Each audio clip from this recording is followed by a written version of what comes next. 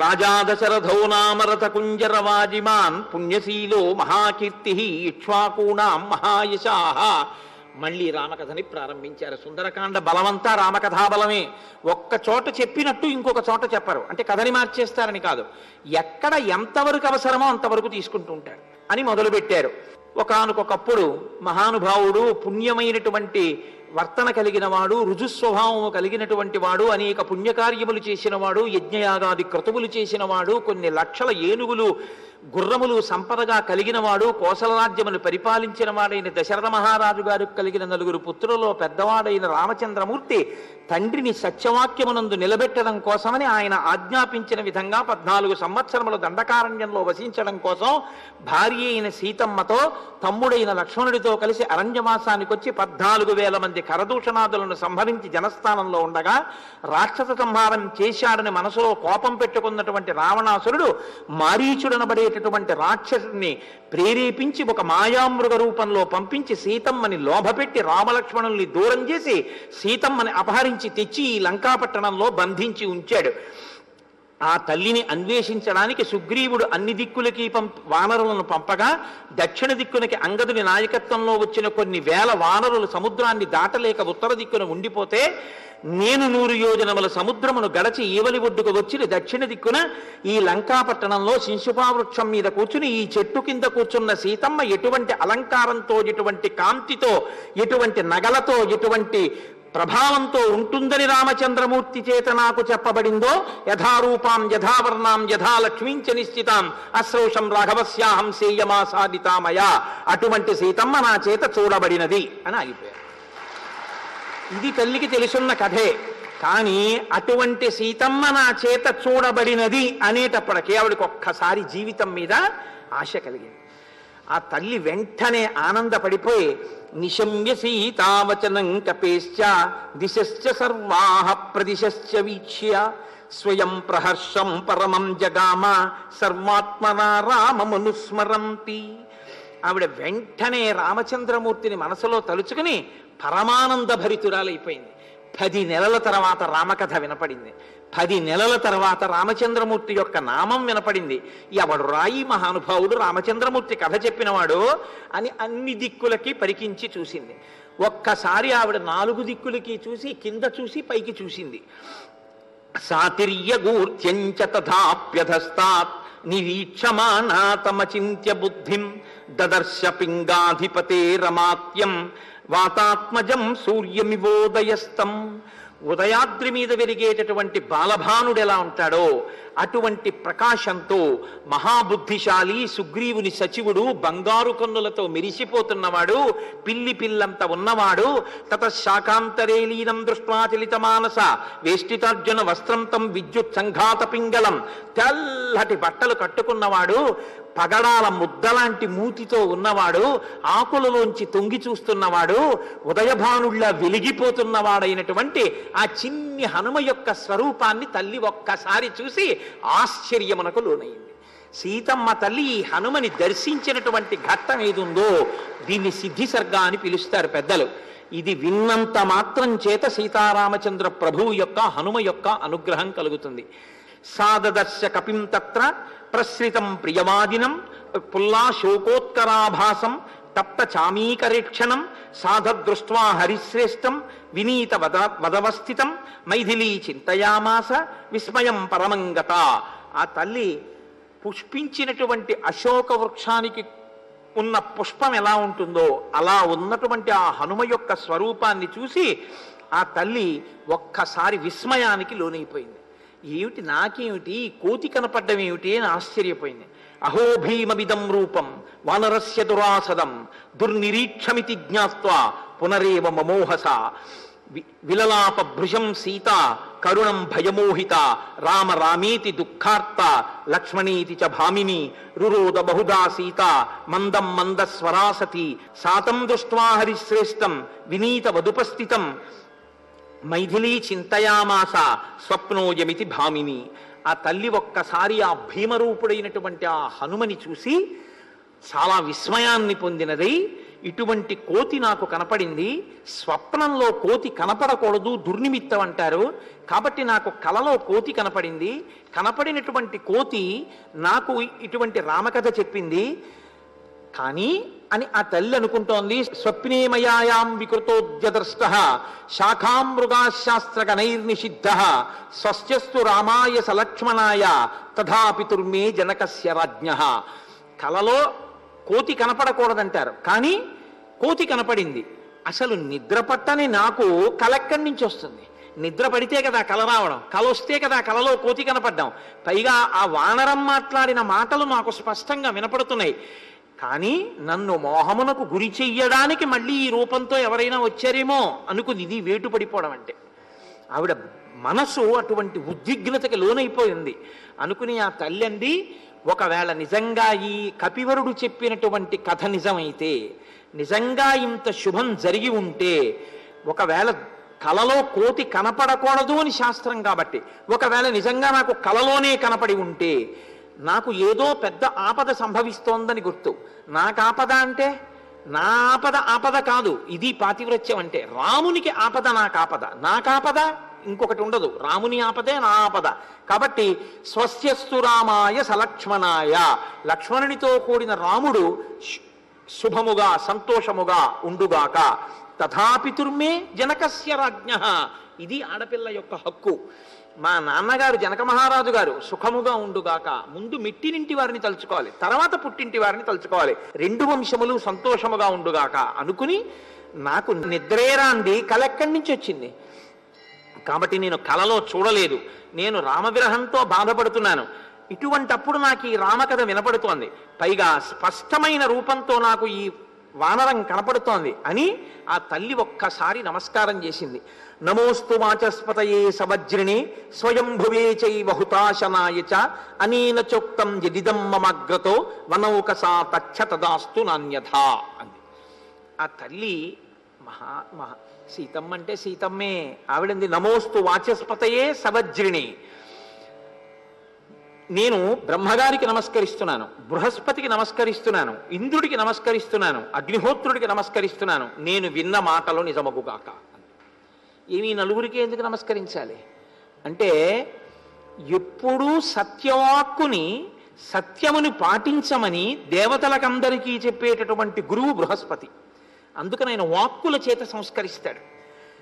ఆయన చెప్పిన వాక్కులు విని జీవితం దిద్దుకునేటటువంటి లక్షణం ఉన్నవాడు ఇంద్రుడు.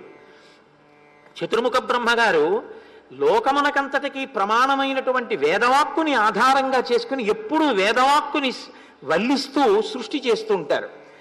అలాగే ప్రతి మనిషి యొక్క నాలుక మీద కూడా అగ్నిహోత్రము వాక్కుకి అధిష్టాన దేవతగా ఉంటుంది, ఉండి మాట పలికిస్తుంది. మాటకి అధిష్టానం అగ్నిహోత్రుడు. కాబట్టి మాటలన్నిటికీ కూడా అధిష్టానమైనటువంటి ఈ నలుగురు ఎవరున్నారో వాళ్ళకి నేను నమస్కరిస్తున్నారు. వాళ్ళు ఈ పైన వానరము చెప్పినటువంటి మాటలు ఏ ఉన్నాయో అవి నిజమయ్యేటట్టు చూడుగాక. ఈ చెప్పిన కథ అనృతము కాకుండుగాక, అబద్ధము కాకుండుగాక, ఇదే సత్యమగుగాక అని ఆ తల్లి నమస్కారం చేసింది. వెంటనే హనుమ రెండు చేతులు శిరస్సుకి తగలకుండా ఇలా పైకి పెట్టి నమస్కారం చేస్తూ దాసాంజనేయుడై మహాభక్తుడై వినమ్రుడై అత్యంత వినయంతో కొమ్మల మించి కొద్దిగా కిందికి దిగి వచ్చి అమ్మవారి పాదాల దగ్గర నిలబడి చిన్న పిల్లంత రూపంతో వినయంతో నమస్కరించి మాట్లాడుతున్నారు. సీతమ్మ తల్లి దర్శనం చేత ధన్యత పొందానన్న ఆలోచన తప్ప, నేను సీతమ్మకేదో ఉపకారం చేశానన్న ఆలోచన సుందరకాండని మీరు కోటి దీపాలు వేసి వెలితికినా ఎక్కడా కనపడదు. అందుకే సీతమ్మ యందు పరమభక్తి తత్పరుడు హనుమ అని మాత్రమే చెప్పవలసి ఉంటుంది. ఆమె దర్శనము చేత పులకాంకితుడైన వాడు హనుమాని మాత్రమే మీరు చెప్పవలసి ఉంటుంది సుందరకాండలో. కాబట్టి శిరస్యంజలి మాధాయ సీతాం మధురయాగిరా, మధురమైన వాక్కులతో శిరస్సును అంజలి ఘటించి ఆయన మాట్లాడుతున్నారు. కానుపద్మపలాసాక్షి క్లిష్ట కౌశేయవాసిని ద్రుమస్య శాఖా మాలంబ్య తిష్టసిత్వం అనిందితే.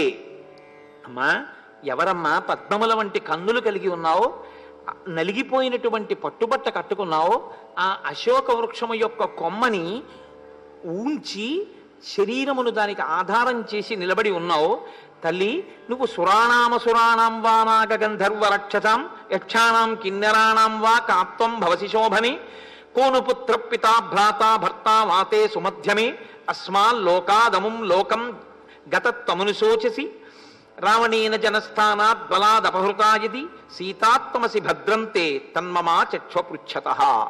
అమ్మా, నువ్వు నిజం చెప్పు, చంద్రునికి దూరమై భూమి మీదకి వచ్చినటువంటి రోహిణివా, వశిష్ఠుని మీద కోపం వచ్చి వచ్చినటువంటి అరుంధతివా, నువ్వు తల్లి దేవ యక్ష గంధర్వ కిన్నెర కింపురుషాది జాతులకు తింజన దానివా, నువ్వు ఊపిరి విడిచిపెడుతున్నావు, భూమికి నీ పాదాలు తగులుతున్నాయి, నీ యొక్క రూపం చూస్తే ఎవరో ఒక మహారాజుకి ఇల్లాలి అనిపిస్తోంది. అమ్మా, ఉన్న యథార్థంగా చెప్పు, జనస్థానంలో రావణుని చేత అపహరింపబడిన మా అమ్మ జానకీమాతవా అమ్మా నువ్వు? అమ్మా చెప్పమ్మా అని అడిగారు. తెలియదా హనుమకి? ఆమె సీతమ్మ అని తెలియదా? మరి ఎందుకు అడుగుతున్నారు ఈ మాట అంటే, ఆవిడని స్వస్థతలోకి తీసుకురావాలి. అసలు ఆవిడ పరిపూర్ణంగా తనని నమ్మాలి. నమ్మితే తప్ప తాను రామదాసుండని, రాముడంత ప్రయత్నం చేస్తున్నాడని, అమ్మా నువ్వు బెంగ పెట్టుకోవద్దని ఆవిడ్ని ఊరడించగలుగుతారు. లేకపోతే రాక్షస స్త్రీలు నమస్కరించినంత మాత్రాన ఉపశాంతి పొందకుండా అటువంటి రావణుడు ఉన్నాడు అని ఆవిడ సంతోషంతో ఉండకుండా బెంగ పెట్టుకున్న తల్లి హనుమ రామకథని చెప్పేసి వెంటనే ఉంగరం అక్కడ పెట్టి వెళ్ళిపోతే ఆవిడకి మనశ్శాంతి కలగదు. ఎందుకంటే ఆవిడకి ఆ నమ్మకం కలగదు. బాగా ఆవిడికి నమ్మకం కలగాలంటే ఆవిడకి కూడా బాహ్య స్మృతి బాగా కల్పించి ఆవిడతో మాట్లాడించాలి. ఇప్పుడు ఆవిడ నోటి వెంట ఆవిడ మళ్ళీ రామకథని చెప్పుకోవాలి. చెప్పుకుని ఆవిడ పొంగిపోవాలి.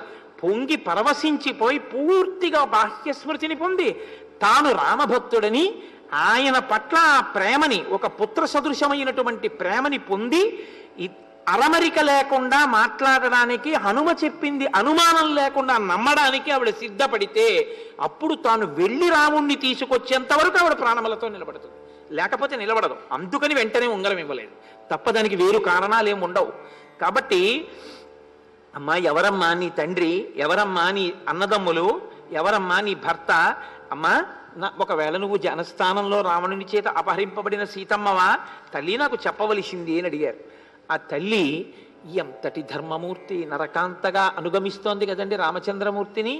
పతివ్రతా ధర్మాన్ని పాటించింది. పృథివ్యాం రాజసింహానాం ముఖ్యస్య విదితాత్మనః స్నుషా దశరథస్యాహం శత్రుసైన్య ప్రతాపినః దుహితా జనకస్యాహం వైదేహస్య మహాత్మనః సీతేతి నామ నామ్యాహం భార్యా రామస్య ధీమతః సమాద్వాదశ తత్రాహం రాఘవస్య నివేశనే భుంజానామానుషాన్ భోగాన్ సర్వకామ సమృద్ధిని. నేను ఈ పృథివినంతటినీ పరిపాలించినటువంటి రాజసింహుడైన దశరథ మహారాజు గారి యొక్క కోడల్ని. ఒక వివాహం అయిపోయినటువంటి ఆడపిల్లని అమ్మా మీరెవరు అని అడిగితే సంప్రదాయం తెలుసున్నవారైతే నేను ఫలానా వారి కోడలనండి అని చెప్పాలి. ఎందుకంటే ఆడపిల్లకి మామగారి లాంటి వ్యక్తి ఇక జీవితంలో ఉండడు అని శాస్త్రవాక్కు. వివాహం చేసేంత వరకే తండ్రి. వివాహం చేసిన తరువాత తండ్రి కన్నా కూడా బాధ్యత కలిగిన స్థానంలోకి ఎవరు వెళ్ళిపోతారో తెలుసా అండి? మామగారు వెళ్ళిపోతారట. ఎంత ప్రేమిస్తాడంటేట, నా కోసం ఎక్కడో పుట్టిన పిల్ల, అమాయకురాలు, ఇంటి పేరు వదిలేసింది, తన వారిని వదిలేసింది, నా వంశాన్ని ఉద్ధరించడానికి, నా కొడుకు చెయ్యి పట్టుకుని తిరగడానికి, వాడి సంతోషం తన సంతోషం అని నమ్మి వచ్చింది. కాబట్టి ఈ పిల్ల సంతోషంగా ఉండేట్టు నేను చూడాలని మురిసిపోతాట మామగారు. అందుకే మామగారు శరీరం పడిపోయాక కూడా కొడుకు తద్దినం పెడితే ఒప్పుకోడు, కోడలు దీపం పెడితేనే తద్దినం ఒప్పుకుంటాడు. అంత ప్రేమతో ఉంటాడట మామగారు. అందుకే తండ్రి కన్నా గొప్పవాడు మామగారే. శాస్త్రం తెలుసున్న తండ్రి అయితే ఏం చెప్పాలంటే, అమ్మ అందరూ నాకు నమస్కారం చేసినా నువ్వు మాత్రం, నేను మీ మామగారు కూడా ఉంటే మొదట మీ మామగారికే నమస్కారం చెయ్యి అని చెప్పాలి. అంత పూజనీయుడు మామగారంటే. కాబట్టి ఆవిడ సంప్రదాయం తెలుసున్న తల్లి. ఆవిడంటోంది, పృథివ్యారాజసింహానాం ముఖ్యస్య విదితత్మన స్నుషా దశరథస్యాహం శత్రు సైన్య ప్రతాపిన. శత్రు సైన్యములను గడగడలాడించగలిగినటువంటి గొప్ప పరాక్రమవంతుడైన దశరథ మహారాజు గారి యొక్క కోడల్ని నేను. దుహితా జనకస్యాహం వైదేహస్య మహాత్మన. తర్వాత తానెవరి కూతురో చెప్పాలి. నేను ఎన్నడూ దేహభ్రాంతి లేనటువంటి విదేహ వంశంలో జన్మించిన జనక మహారాజు గారి యొక్క కూతుర్ని. ఇప్పుడు తన పేరు చెప్పుకోవాలి. సీతేతి నామనామ్నాహం, నన్ను సీత అంటారు. ఇప్పుడు చిట్ట తన భర్త పేరు చెప్పాలి. భార్య రామస్య ధీమత. చాలా మంచివారు మా ఆయన పేరండి అనో ఏదో ఒక విశేషణం వేసి చెప్పాలి. అది భర్తృప్రీతికి నిదర్శనం. కాబట్టి రామస్య ధీమత, గొప్ప బుద్ధిశాలి అయినటువంటి రామచంద్రమూర్తి యొక్క భార్యని. సమాద్వాదశతత్రాహం రఘవస్య నివేశనే భుంజానా మానుషాన్ భోగాన్ సర్వకామ సమృద్ధిని. మనుష్యులు ఎన్ని భోగాలు అనుభవిస్తారో అన్ని భోగాల్ని 12 ఏళ్ళు నేను దశరథ మహారాజు గారి అంతఃపురంలో దశరథుడి పెద్ద కోడలిగా అనుభవించాను. అదేమిటి ఆ మాట ఏమిటి అంటే, ఇందులో 2 కోణాలు. మనుష్యులు అనుభవించే సుఖాలన్నవి ఎన్ని ఉంటాయో అన్నీ అనుభవించేశాను అంటే నిజంగా ఆవిడ అనుభవించేసిందా? అది ఆవిడ తృప్తికి పరాకాష్ట. మా అత్తవారింట్లో నాకు ఇది దొరకలేదు, అదొక్కటి తప్ప అన్నమాట ఆవిడ అందం. మనుష్యులు అనుభవించే భోగాలన్నీ మా అత్తారింట్లో నేను అనుభవించానండి. ఇది నిజంగా అన్నీ అనుభవించింది ఆవిడ అని మీరు లెక్క వేసి చూడమని కాదు. అన్నీ అనుభవించేసిన తృప్తి ఎక్కడదో తెలుసా అండి? అత్తవారింట్లో ఉండడం వల్ల కాదు, భర్తతో కలిసి అత్తవారింట్లో ఉండడం. రామసహిత సీత, రామసీత. కాబట్టి భర్త పక్కన ఉండడం వల్ల 12 ఏళ్ళు నేను ఏం తిన్నాను, ఏం తాగాను నాకు అలా అనిపించలేదు. మనుష్యులు ఎన్ని పొందాలో అన్నీ పొందేశాను అంతే. అంటే భర్త పక్కన ఉన్న స్త్రీ ఆనందానికి హద్దు ఉండదు అనడానికి ఇది నిదర్శనం. ఎంత సంతోషంతో మాట్లాడుతోందో చూడండి ఆవిడ. కాదు, ఇంకో కోణం ఏమిటో తెలుసా అండి? నేను అసలు మనుష్యకాంతని కాను, కానీ మనుష్యులు పొందే ఆనందాన్ని పొందాను. మనుష్యులందరూ ఏ సుఖాలు పొందుతారో అవి నేను పొందానంటే మనుష్యకాంతగా ప్రవర్తించాను. ఆవిడ యోనిచ కదా. మీరు శ్లోకాన్ని ఎలా తీసుకుంటే అలా వస్తుంది, అది దాని గమ్మత్తు. కానీ నేనైతే అంటాను, ఆవిడ్ని ఒక పతివ్రతా ధర్మంగా మీరు మాట్లాడడమే ఋషి హృదయానికి దగ్గరగా ఉంటుంది. ఎందుకంటే ఆవిడ ఒక పతివ్రతగా మాట్లాడుతోంది. లేకపోతే ఆవిడ ఆడవలసిన అవసరం ఏమీ లేవు. ఇంకా పూర్తిగా అయోనిజగా ఆవిడేదో పరాశక్తిగానే పూర్తిగా అక్కడ ఉండిపోవాలని మీరు కోరుకుంటే అసలు రామకథా మాధుర్యం ఎగిరిపోతుంది చాలా మటుకు. అప్పుడు దానికి ఇంకా ఒక అర్థం లేని స్థితిలోకి వెళ్ళిపోతుంది అది. కాబట్టి మీరు ఆవిడని ఒక పతివ్రతగా ఆలోచించి రామకథని వింటే దానిలో వచ్చే పరిపూర్ణత వేరుగా ఉంటుంది, దానిలో ఉండే మాధుర్యం వేరుగా ఉంటుంది. అది ఋషి హృదయానికి దగ్గరగా ఉంటుంది. జరిగిన కథ దాన్ని పూర్తిగా ఇంకోలా మీరు మార్చి చెప్పడం హేతువుకి దాని అందానికి దూరం అయిపోతుంది. జరిగిన కథ అని వాల్మీకి చెప్తున్నారు, బ్రహ్మగారు చెప్తున్నారు, నారదుడు చెప్తున్నారు. కాబట్టి జరిగిన కథని కథ అందాన్ని అలా ఉంచండి, కథా అందాన్ని తీసేసి అన్వయాలు చేయకండి. చేస్తే ఆ మాధుర్యం దూరం అయిపోతుంది. కాబట్టి భుంజానా మానుషాన్ భోగాన్ సర్వకామ సమృద్ధిని. నేను మనుష్యులు అనుభవించేటటువంటి భోగాలు ఎన్నున్నాయో అన్ని భోగాలను అనుభవించాను. దద్యాన్న ప్రతిగృహ్ణీయాత్ న బ్రూయాత్ కించిద ప్రియం అపి జీవితహేతోర్వా రామ సత్యపరాక్రమ. నేను ఒకానొకప్పుడు దశరథ మహారాజు గారు కైకమ్మకి మాట ఇచ్చారు, 2 వరాలు ఇచ్చారు. రేపు రామచంద్రమూర్తికి పట్టాభిషేకం అన్న వేళలో కైకమ్మ దశరథుణ్ణి నిగ్రహించింది. నాకు ఆ 2 వరాలు కావాలండి. ఏమన్నారు దశరథ మహారాజు గారు? ఒకటి రామచంద్రమూర్తి అరణ్యవాసం, భరతుడికి పట్టాభిషేకం. ఎన్నడూ ఎవరి దగ్గర ఏమీ కోరకుండా ధర్మాన్ని అనుష్ఠించడమే తన జీవిత ప్రయోజనంగా భావించేటటువంటి రామచంద్రమూర్తి తండ్రిని సత్యవాక్యమునందు నిలబెట్టడం కోసమని నాతో లక్ష్మణునితో కలిసి, మాకన్నా ముందు బయలుదేరిన లక్ష్మణునితో కలిసి అంత ప్రీతి కలిగిన వాడు అరణ్యవాసానికి వచ్చారు. ఆయన ఎటువంటి వారంటే రామచంద్రమూర్తి దద్యాన్న ప్రతిగృహ్ణీయాత్, ఒకరికి పెట్టడమే తప్ప ఆయన తీసుకోవడం అన్నది ఆయనకి ఎప్పుడు రాదు. అందుకే రాజ్యాన్ని కూడా ఒకరికి ఇచ్చి సంతోషాన్ని పొందినవాడు. ఇచ్చి సంతోషించేవాడే కానీ పుచ్చుకుని సంతోషించే మనస్తత్వం ఆయనది కాదు. 2 తప్పనడానికి ఏం లేదు, కానీ ఒకదానికన్నా ఒకటి సర్వోత్కృష్టం. ఇచ్చి ఆనందించడం చాలా గొప్ప విషయం, పుచ్చుకుని ఆనందించడం ఇచ్చిన ఆనందం అంత సమానమని మీరు చెప్పడానికి కుదరదు. దద్యాన్న ప్రతిగృహీయ, ఇది భర్తను అర్థం చేసుకోవడం అంటే. ఏమిటో అలా ఇచ్చేసి వచ్చాడు, అందుకొచ్చే ఈ కష్టాలని కూడా అనొచ్చు ఆవిడ. ఆవిడ అలా అనలేదు. మా ఆయనకి పుచ్చుకోవడం రాదు, ఇవ్వడం వచ్చు, అటువంటి వాడికి నేను భార్యనంది ఆవిడ. ఏమి సీతమ్మ అండి, ఎంత గొప్పగా మాట్లాడుతుందండి. అందుకు కదా ఆనాటికి ఈనాటికి ఏనాటికి ఆరాధ్య దైవం అయింది నా తల్లి జానకీమాత.